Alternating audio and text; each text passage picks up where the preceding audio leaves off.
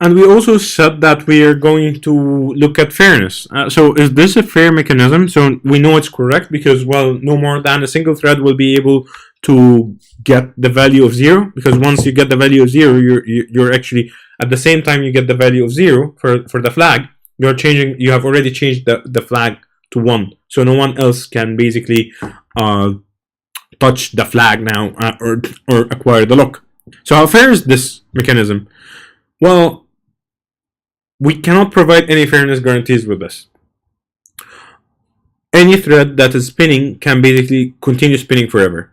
Under contention, when there are basically lots of threads trying to acquire that lock, you can basically have one of these threads starving, never acquiring the lock. In terms of performance, I already said that.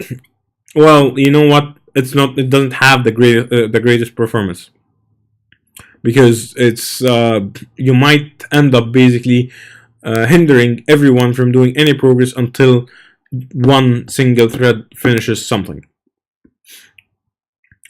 Okay. Again, also there's the performance overheads of using spin locking. That's performance. That is actually a large performance overhead. Okay.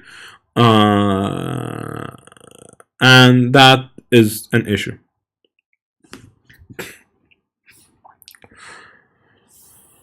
For multiple CPUs, spin locks will work reasonably well. Still, you might have one thread completely being blocked, or one processor completely being blocked by basically for not having the possibility of acquiring a thread, basically a lock.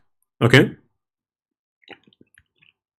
So this is a second approach to implementing threading, and it's another hardware implementation that some systems provide, and it's called compare and swap instruction.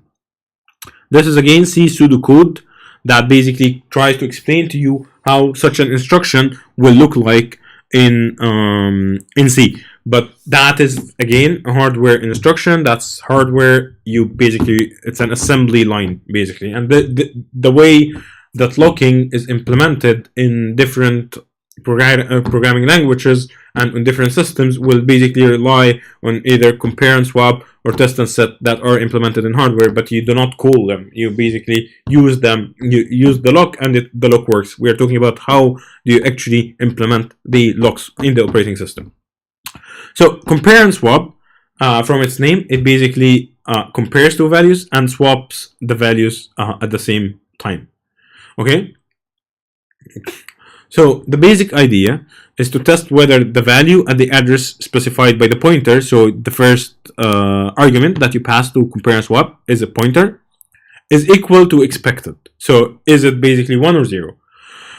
If so, you update the memory location pointed to by the pointer with the new value. So suppose that we are talking about a flag again, and you expect that flag to be available. Okay. Or you expect that flag to be you expect that lock to be not available, then if you basically find if you expect it to be available, once more, so you expect it to be available, so you have a lock, you're using compare and swap to implement a lock in the operating system, and you expect the lock to be available.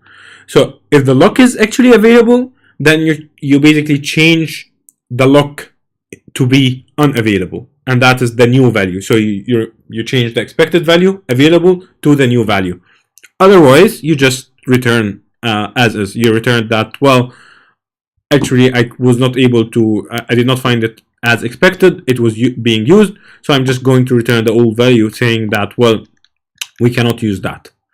So in that case, this is how you would actually do spin locking. And it's basically, so you basically compare the flag to 0.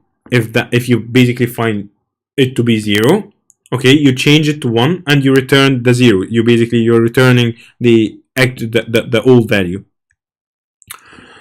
There are many approaches to implementing atomic instructions in hardware. This is not just, these are two of them. and I mean, you basically, it depends on the architecture, depends on who has developed the hardware, and so on and so forth. There are still fundamental problems with the efficiency of spin locks. Yielding a thread, we have talked about the concept of yielding, where basically a thread that is not able to progress can just yield, can just not spin. I mean, because spin locking,